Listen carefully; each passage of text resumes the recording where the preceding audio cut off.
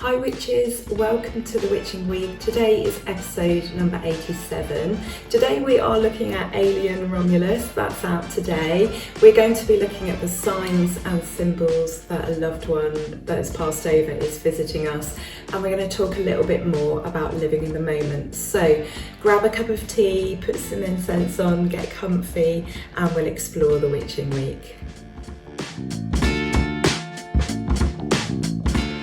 Hi witches, thank you for being here, thank you for watching.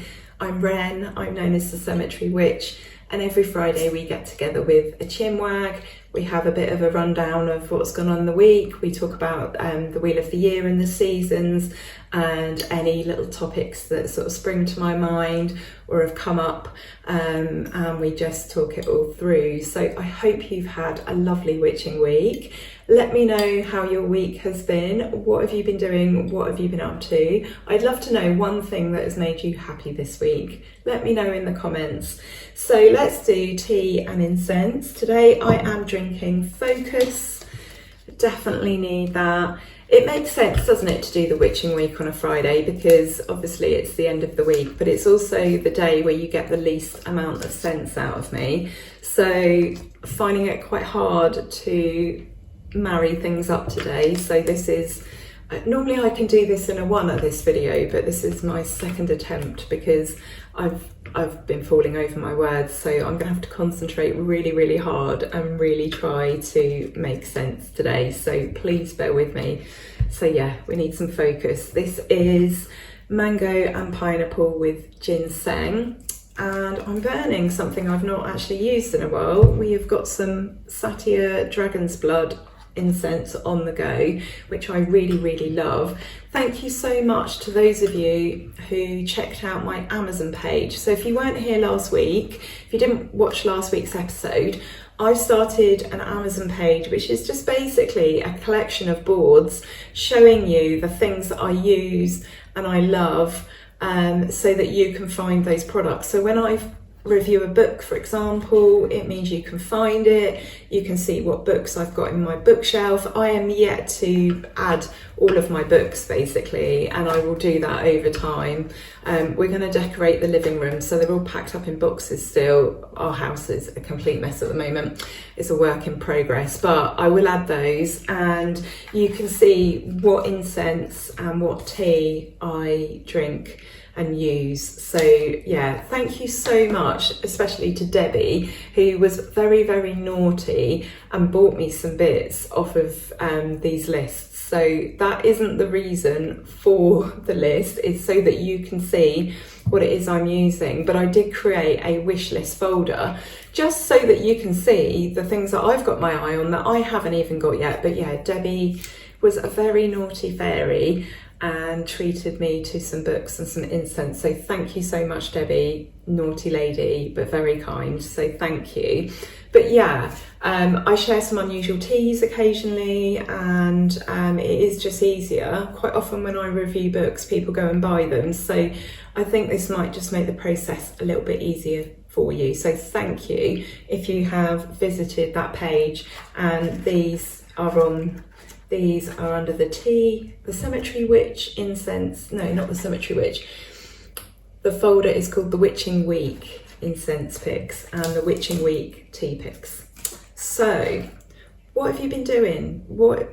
How's your week been? Let me know in the comments. There is a danger I'm going to be repeating myself here, because this is the second version of this video that I've done. I only got 10 minutes in, but let me know how your week's been. Let me know if there's been something that's made you especially happy this week. I'd love to hear. And if I've already asked you this question in this video, then my apologies. It's all a bit confused up there. So, not rushing. I want to go back to this topic. We spoke about it was either last week or the week before, and I was talking about the excitement around the burn months, and how, I was saying that, I think we all need to live in the moment a little bit more and not rush ahead. and that, you know, we need to enjoy the moment as it happens, because otherwise we just wish our lives away. And I realised I was being a massive hypocrite, because I do this in the winter. I can't wait for a star, but the one I always have my sort of mindset on is Beltane, because I'm going to be warmer. And I realised that the reasons that I have for wanting to get to Beltane are probably similar reasons that people want to rush ahead to the Burr months. So I want it to warm up because, you know, winter here is, honestly, it's frightening. When I say it's cold, it's not just cold, it's absolutely freezing. Yes, I do have very low blood pressure, which makes me colder than most people, but this building seriously is absolutely freezing if you don't heat it continuously. So yeah, my reasons, you know, wanting to get to warmer months where I'm more comfortable are probably the same reasons why people want to come out of the summer months and want to get into the autumn months. So whilst my excitement is there for autumn, I get it, I love it too. It's the most magical time, it really is. Well, it has a magic all of its very own. My sort of reticence is because I'm really quite scared about the winter. And I'm sure it's the same for people that suffer with the heat. You know, they cannot wait to become more comfortable because the summer is such a nightmare for them. I still believe we should live in the moment though. I'm very much you know, going to push that narrative if nothing else, but that goes for me too. I realised that I was getting a bit anxious about autumn purely because we only feel it for about a month. We feel very much what's going on within this house, and we have two temperatures here. We have comfortable and we have absolutely freezing. And autumn, even though autumn outside the building or in a regular house is going to feel like maybe 2 months, maybe 3 months, it feels like 1 month to us because the temperature drops very, very quickly once you get to a certain stage.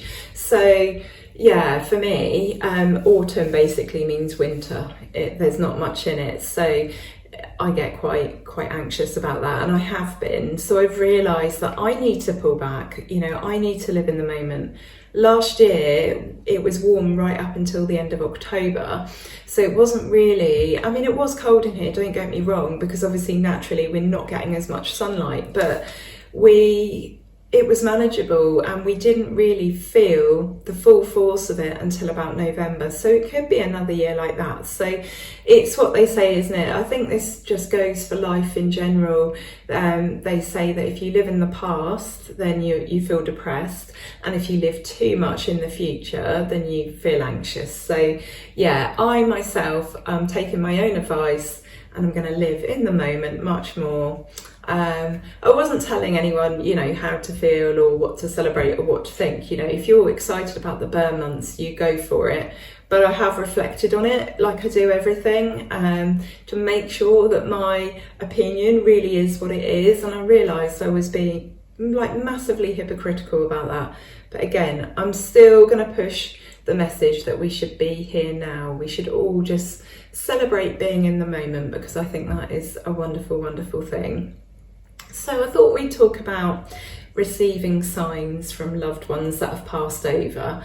Now, obviously, a person's beliefs on this depend on that person, you know, whether they believe that's possible or not. Somebody asked me in the week, and I'm going to say hello, Jen, what did I think that the signs are for sort of sensing a loved one that's passed over being around?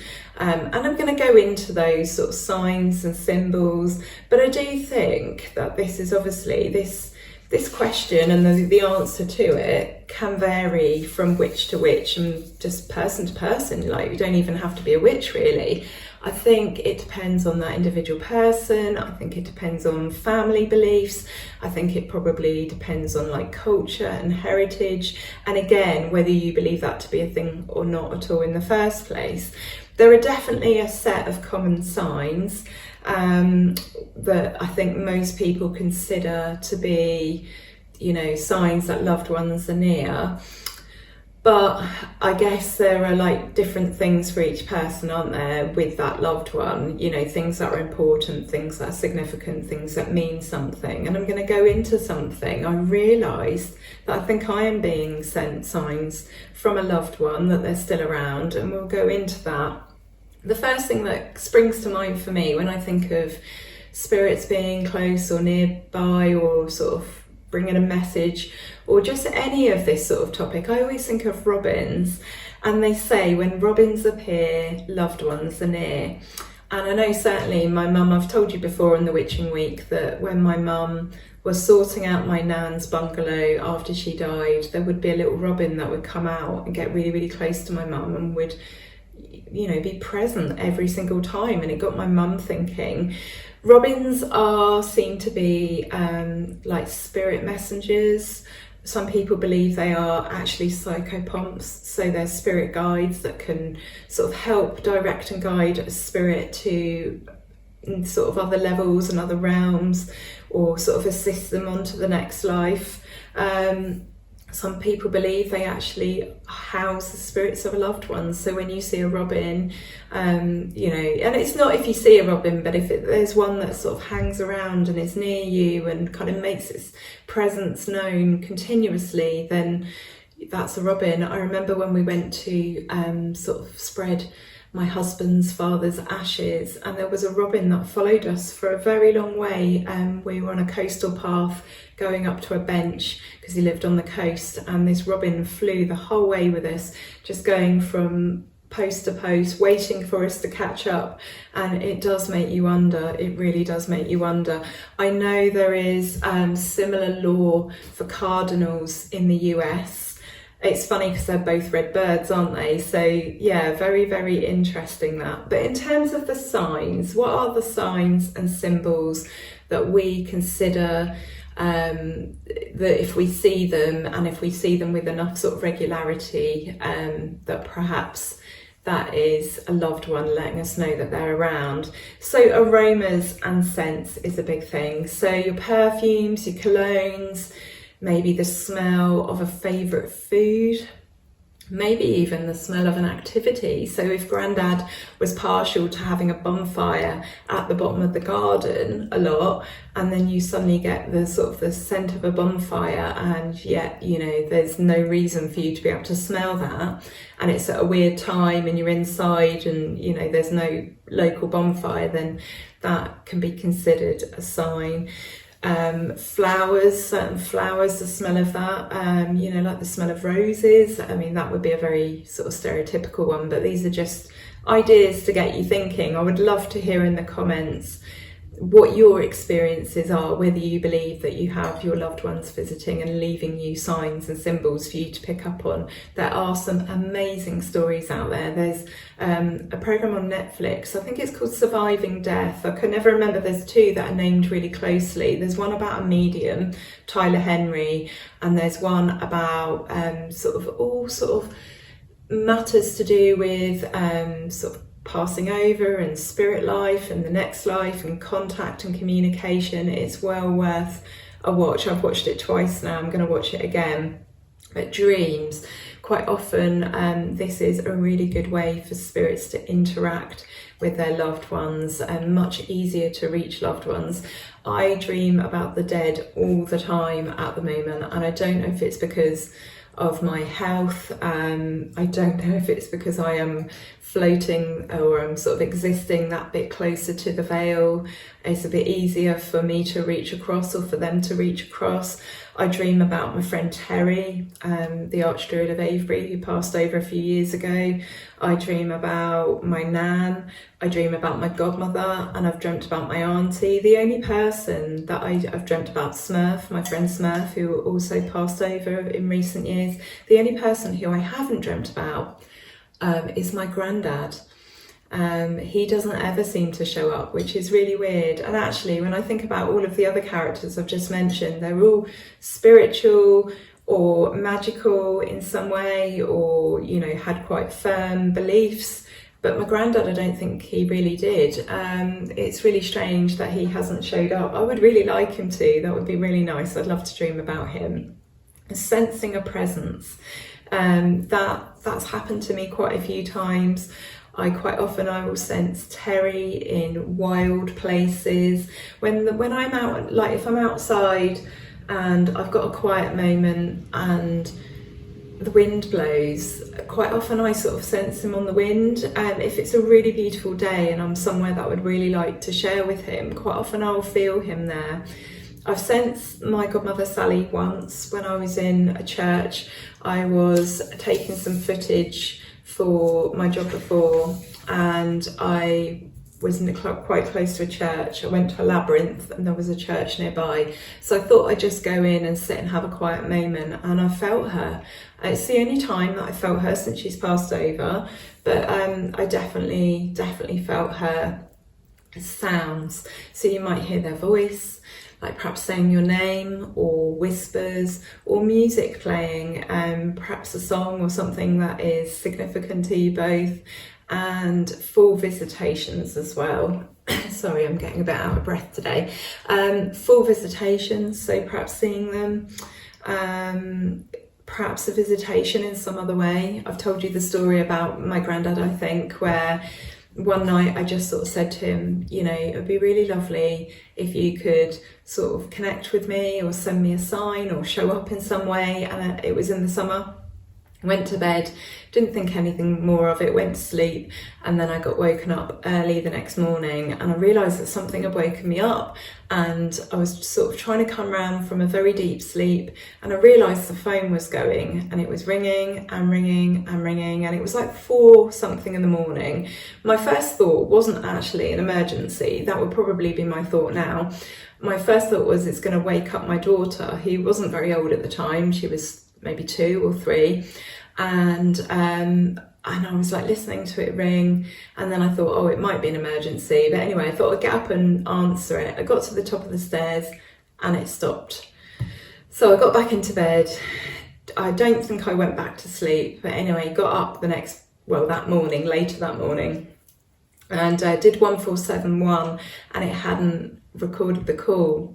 It told me that the last caller was the previous afternoon and that it was my ex-husband's mum, so probably speak to Tabby, her grandma. And that phone rang for a very long time because I laid there thinking about whether to get up and answer it or not. And my granddad was always up really, really early in the mornings, especially in the summer. His birthday was in the summer, a few days before mine, and he loved the summer. And he would be up and he'd be about and he'd be wandering about in his trousers and vest, making rollies and smoking. And that was a definite sort of visitation, I feel. So the signs and sort of symbols we might imagine for loved ones sort of being around is things like white feathers, finding coins, certain songs like I've just mentioned, seeing certain insects or birds, you know, like butterflies or the robin and the cardinal, or some animal that's significant, and things moving around, disappearing, so like things you've got on the side, stuff like that. And I've been thinking about this a lot, and I was thinking, well, I don't think there really is anything where I'm sort of someone's letting me know. And then I thought about it, and I realised there has been something. So my godmother passed over in November, as you know, and I was very, very close to her, very close. And I didn't know she was ill. And despite being her godmother and like being a daughter, and I know she considered me to be kind of like a daughter that she didn't have, I found out on Facebook, which I was really, really gutted about. And there was a small family funeral. I didn't go to that, I wasn't invited to that, but we did have a memorial. Sally didn't want a funeral, so I get that it was just family that gathered to sort of do the job and get the job done, but she didn't actually want one. But I went to the memorial and I was really pleased to do that. And since then, I found that flower fairies have been showing up for me. So this has only been since I've received from her ex-husband, since I received a box of items from him. And I think I've shown you the book. So in the book of items that he sent me was the complete book of flower fairies, which is absolutely beautiful. And I love this book because it's got Sally's handwriting in. It says, "This book belongs to Sally Shaw."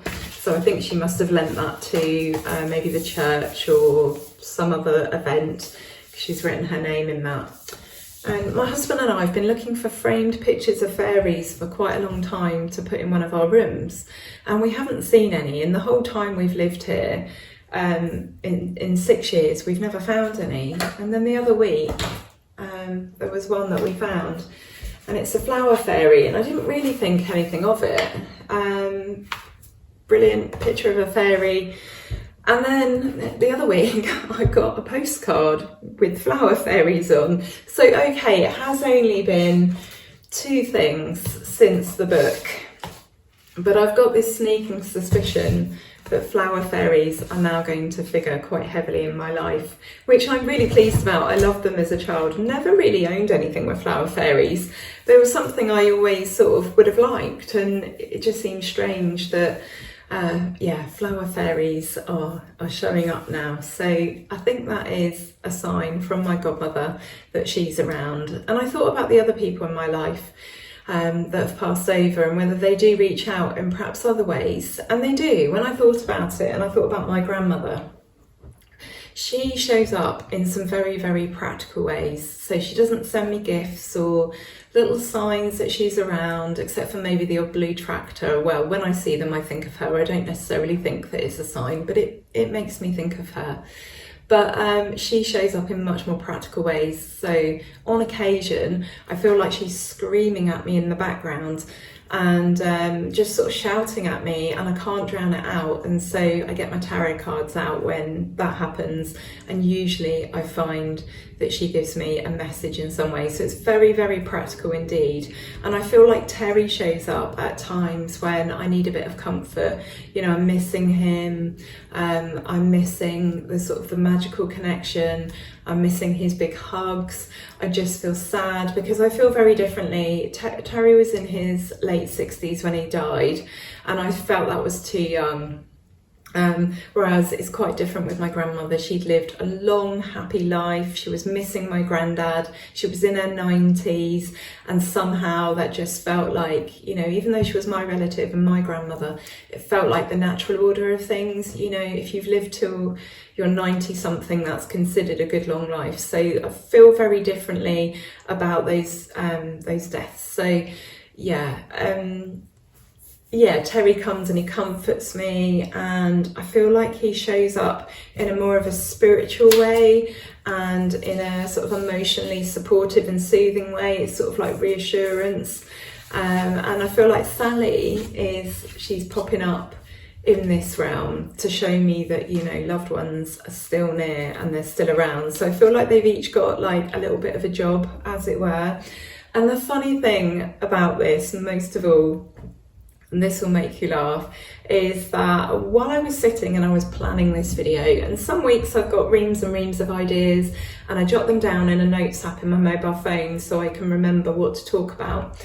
And then other times I don't have so many ideas and I have to sit and ponder a while. But whenever I'm planning the witching week, I'm sat there, and quite often I'll get distracted by stuff, and I'll pontificate and I'll think over the things that I'm writing about, and sometimes I'm procrastinating and I'm tired and I'm just sort of like my mind's wandering off. Anyway, there was a magazine next to me while I was planning this week's, and it was open, and so I thought I'd just turn the page. And so which page? Let me show you the page it was on. So it was on 10 Hits Psychic Challenge. This is Take a Break, Fate and Fortune. I bought this back in March. Well, it would have been February because it's dated March. So I think I bought this when I was at the hospital, or about before I went to the hospital, for me to read in the car park. So this was in my car, and I rescued this out of the car this week. I'm trying to tidy up and stuff. And it was on the side with this 10 Hit Psychic Challenge, and I've turned the page, and it's a story about a ventriloquist doll.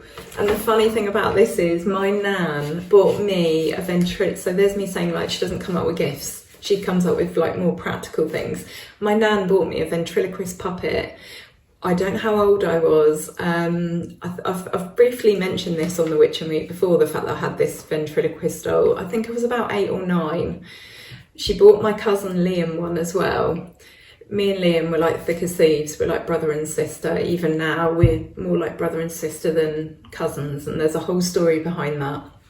But we both had a ventriloquist puppet, and it was honestly the most god-awful thing. It was terrifying. It was terrifying, and it was a little bit of a frustrating gift as a child, because it only had one, it was only like one thing to do with it, and that was make it talk like a ventriloquist doll. And I didn't have the skill to do it. I don't think my cousin could do it either. And so it was a bit like, I think at the time, I wasn't being ungrateful. We were not allowed to be ungrateful, and we were brought up to have manners, and we were brought up very strictly, and I wouldn't have been ungrateful. But I do remember thinking it was a bit of a shit present because I couldn't do it. And that was like really frustrating for me because I wanted to do it. You know, all this like got the gear type stuff. So I think it's really funny that I turn the page after sort of writing down, you know, and thinking about the fact that Nan doesn't come forth with gifts, and she showed me this gift that she had bought me, that perhaps I was a little bit, I wasn't ungrateful, but it was the only present where I've ever thought, you know, that's a bit shit. Partly because it was terrifying. I hope my cousin's watching this because I think it will make him laugh. But yeah, those bloody ventriloquist puppets, they were awful. And we had them, they were exactly the same. And they had the whole thing with like the suit and the trousers and the big eyes, and yeah, just terrifying. So there you go, a sign that my Nan is indeed around and she has a sense of humour. So today, Alien Romulus comes out. I'm going to see it next week. I'm really excited about this. It's set between Ridley Scott's Alien of 1979 and James Cameron's Aliens of 1986, and it looks really, really good. And this week we have been watching YouTube videos of the making of some of the other films in the franchise, and that's really, really kind of got us going and got us excited about watching this film. It looks quite sort of gory and awful. Are you going to see it? Is it your cup of tea? I'm going with my husband and his brother. I'm not sure whether I would have ever started that sort of Alien/Alien series of films if it wasn't for him, my other half. But yeah, I am looking forward to it. It's been a while since we went to the cinema. I'm trying to think what we last saw at the cinema. There was a woman with a baby behind us, which, excuse me, I didn't mind. I wasn't put off by the noises of a baby, and the baby didn't cry. It was good as gold. It was just making all these little baby type noises.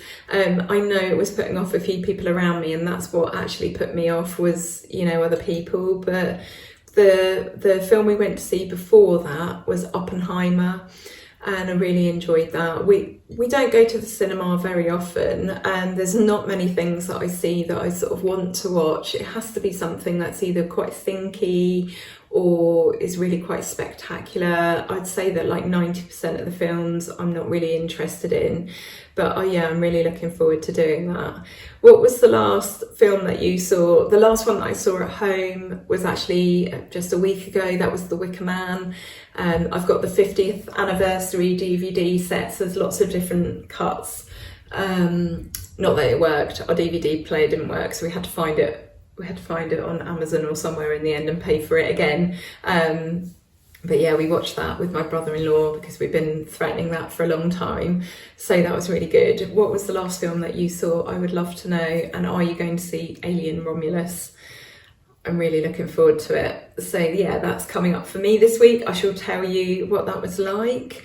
So I was thinking about witchy skills. We've been talking about sort of like not feeling witchy enough, witchy skills, things like that. Obviously, I offer mentoring, one-to-one sessions that's available through my Patreon.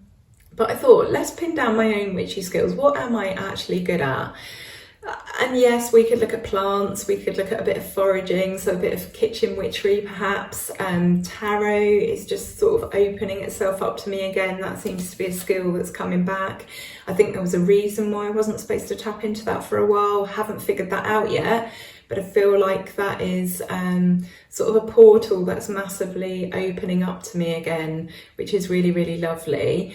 But I was thinking about it and I realised that my witchy skills are the mundane ones. So, for example, I think supporting and encouraging others, introducing groups of people to each other, introducing people to events and products and projects and things like that.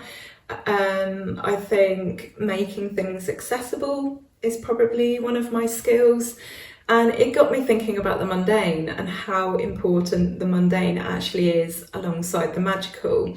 You know, the mundane's important, and I think that's okay. And I think too easily when we're chasing sort of a witchcraft path, we dismiss the mundane. For me, it's the first port of call.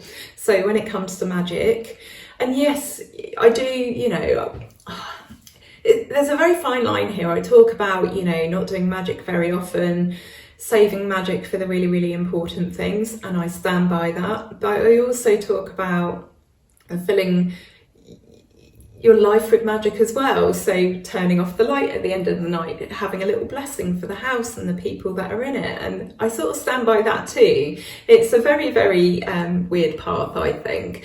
But I think the mundane is important. So before doing that massive act of magic, you know, have all the mundane options been exhausted? Have they been looked at first of all? And I think that is perhaps the thing that bothers me, that I see a lot of people talking about manifesting stuff at the first port of call, but the mundane should be looked at first.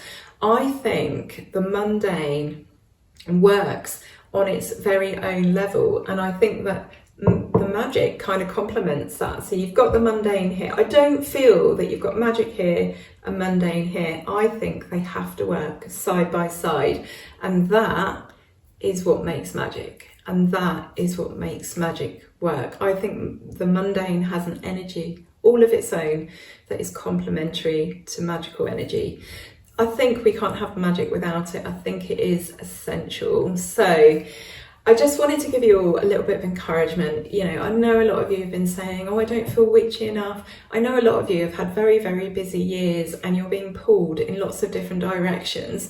And so this is really just to sort of back up what I'm saying about that life is busy. You know, as witches, we have lots going on. We are people.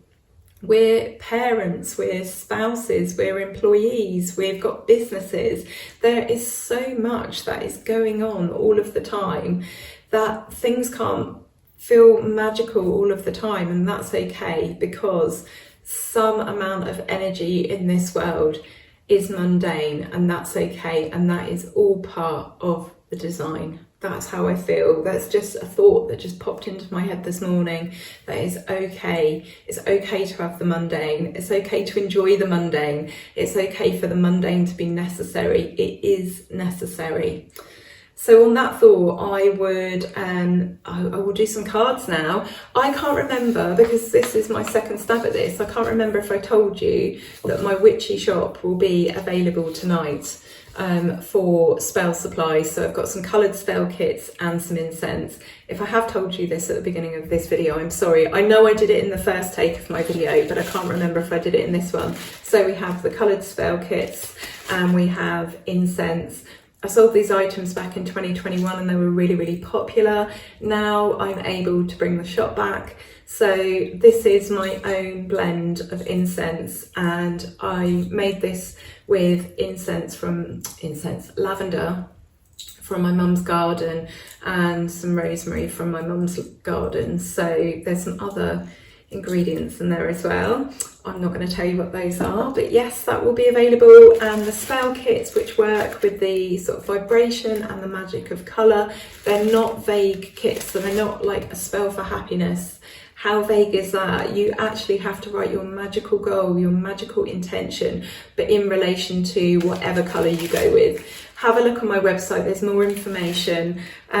Just before 7 o'clock, I will go into maintenance mode. So you can click on there now and you can see all the products, and you'll be able to see that they say coming soon.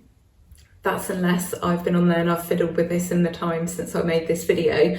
But I have to change those from coming soon to active, and as soon as I do that, they're going to be active. And if I do them one at a time, it's going to take me ages and people are going to struggle at 7 o'clock. So I'm going to have to put it into maintenance mode just before we launch to take them out of coming soon and put them into active. And then when the moment is right, I will launch the shop at 1900 hours, 7 o'clock my time.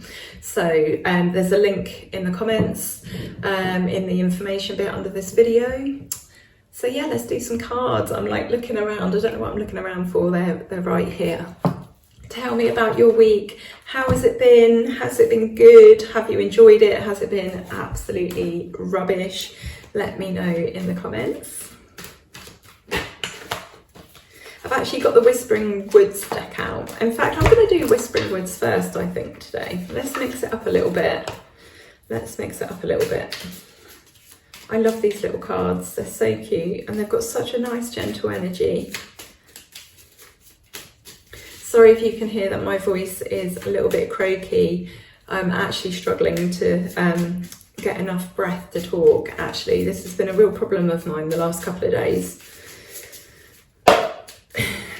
Take some nice deep breaths. Oh goodness, there was a few that fell out there. Hang on a minute. I think maybe this is the reading because I've got 3 cards. So let's give this a go, shall we? So we've got growth. The tallest oak tree once started as a seedling. Don't be afraid to start something new. We've got hope. An idea, like a single acorn, can start a wondrous forest.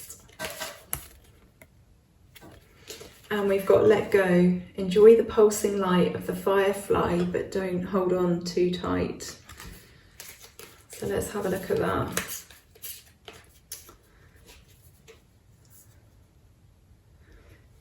Okay. So this tells me then, let's do this as the reading. Let's drop the Rider-Waite for today, or maybe we'll take one card out the Rider-Waite and we'll do it the other way round. We'll have one of those and we'll have a reading from this. So yeah, I mean, that was pretty self-explanatory. So let go of what doesn't serve you. You know, sometimes when we hang on to things for too long, it can be really, really damaging. And usually I think when we're tightly gripping onto things and we're holding on to them, we know deep down, don't we? We've got the little voice in the back of the head that knows that we shouldn't be hanging on to something as hard as we are, usually because we know that something's not right, and so we're hanging on to it. But I think that usually at the same time we know that if we let go of it, that will ultimately be for our highest good. And although it's difficult and although it's hard, something better will come along. And I think that's where hope comes into this, you know. It says an idea like a single acorn can start a wondrous forest. We can move on from these difficult situations. We can start again with nothing and we can grow something. The tallest oak tree once started as a seedling. So yeah, a single idea can become something that's massive and huge. When I moved here, I'd left behind a really, really awful situation that wasn't my fault, wasn't of my own making. I can't go into it too much, but it was a situation basically where someone was bullying us. And it wasn't the only reason why we moved. We wanted to come to the area that we live in. There were other places we wanted to be. We wanted to be somewhere that we chose of our own. But we moved here and we left some stuff behind. And I really just didn't know what to do. I was completely at a loss. I was at a loss as well because my daughter had moved to her dad's, and I started an Instagram page called Under the Sun Tarot, and I did that for a little while, not too long. I was relearning the tarot and I wanted to create a page and I wanted a space, and for some reason it never occurred to me to talk about witchcraft related things until one day, and I was like, that's a part of my life I'd left alone for a little bit. I didn't have the space or the capacity for it, and I suddenly thought, yeah, why am I not embracing my witchhood? Why have I let this slip a little bit? So I changed the name. I came up with the name The Cemetery Witch because it just seemed like the most obvious thing of all. And boom, from that one little idea to start a page about tarot and then to talk about witchcraft and to find myself back on track, because I had come off, I veered off the path momentarily, but I came back, and I came back with a vengeance. And now this, you know, these videos are here because of one little idea when I had previously lost hope and I previously didn't know what to do, where I was going, who I was in the world because of everything that had happened. And yeah, I let go of things, and I hung on to hope, and I had an idea and I grew it. So if you're in a similar situation where it feels like you've lost stuff and you're hanging on to other things as well, and everything's a bit of a mess and a bit of a jumble, is there a little spark of something? Is there a little idea? Is there something that you could put your energy into and you could grow into something that serves you much better? I really, really hope so. Have a little think on that this week, and let's just pick out one Rider-Waite card. I don't know.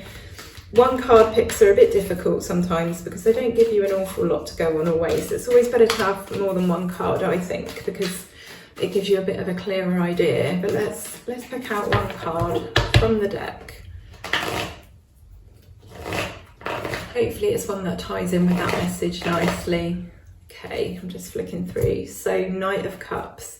So again, taking this energy of an idea and carrying it forwards and starting to set that into motion, to perhaps turn a hobby or something creative, something you enjoy, into something much more substantial. I mean, you have to work with it. The energy of the pages and the knights kind of follows on from the energy of the aces, really, you know, having that initial sort of beginning, having that spark or that idea or that sort of starting point, really, and then growing it. So yeah, interesting to see what you think of the reading this week. It was quite nice to do it the other way around. When 3 cards jumped out of that deck rather than 1 in the way they did, it's like, yeah, those are the cards for today. So we're going to end it there. Thank you so much for watching. I'm wishing you the most wonderful witching week. Have a lovely weekend. And I'm not going to be here, I don't think, next Friday. I've got my stepdaughter coming to stay for a week, so I'll be giving my time to her, and also it might be a bit difficult for me to film it. We'll see. I will try, but I can't guarantee. I think the likelihood is it's not going to happen unless I can do it perhaps early one morning before everybody gets up. But it takes quite a lot of time to edit and get it uploaded, and it might just be nice to have a week off and then come back the week after. But anyway, we'll see. We'll have a kind of a float episode next week, and if I don't see you next week, I'll see you the Friday after. All right, lots of love and blessings. Take care of yourselves and each other. Bye.